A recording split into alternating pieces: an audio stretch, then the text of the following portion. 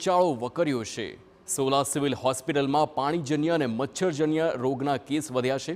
Dengue અને મેલેરિયાના કેસમાં પણ 25% વધારો નોંધાયો છે। 8 દિવસમાં ડેન્ગ્યુના 152 કેસ આવ્યા અને 8 દિવસમાં મેલેરિયાના 33 કેસ નોંધાયા છે। ઓપીડીના કેસની સંખ્યા પણ 2200 સુધી પહોંચી ગઈ છે।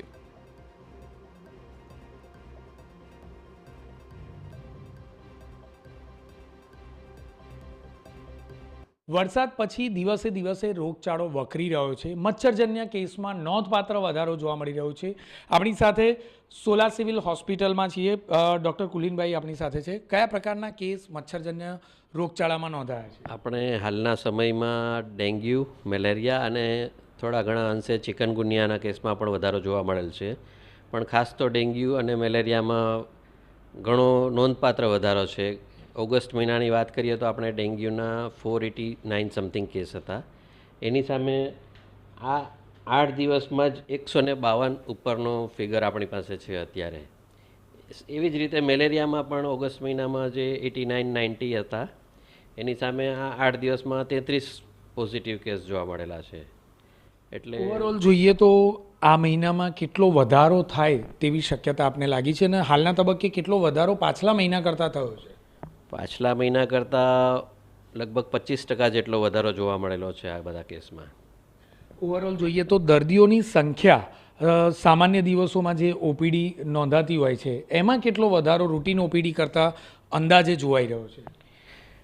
રૂટીન ઓપીડી આપણી 1500 જેવી રહેતી હતી એને બદલે અત્યારે 2000થી 2200 જેવી ડેઇલી જોવા મળે છે। પાણીજન્ય કેસની વાત કરીએ તો અંદાજે પાણીજન્ય કેસમાં પણ કેટલેક અંશે વધારો જોવાયો હશે। કયા પ્રકારનો શેમાં વધારો?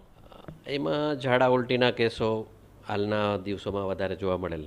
ટૂંકમાં કહીએ તો વરસાદ પછી મચ્છરનો ઉપદ્રવ વધ્યો છે। મચ્છરનું બ્રીડિંગ ઠેર ઠેર જોવા મળી રહ્યું છે અને એટલા માટે જ મચ્છરોના બ્રીડિંગને અટકાવવા માટે લોકોએ પણ જાગૃત થવાની જરૂર છે, કારણ કે રોગચાળો દિવસે દિવસે વકરી રહ્યો છે। કેમેરામેન દીપક સેન સાથે જિગ્નેશ પટેલ, TV9 અમદાવાદ। મહત્વનું છે કે ઓગસ્ટ મહિનામાં 25%માં કેસનો વધારો આવ્યો છે। ઓગસ્ટ મહિના કરતાં અગાઉ પણ જે પ્રમાણે કેસ વધ્યા છે, ઓગસ્ટમાં ડેન્ગ્યુના 489 કેસ હતા, જો કે ચાલુ મહિનામાં 8 દિવસમાં 152 કેસ નોંધાયા। તેવી જ રીતે ઓગસ્ટમાં મેલેરિયાના 89 કેસ હતા, જો કે હવે ચાલુ મહિને 8 દિવસમાં જ મેલેરિયાના 33 કેસ નોંધાયા છે।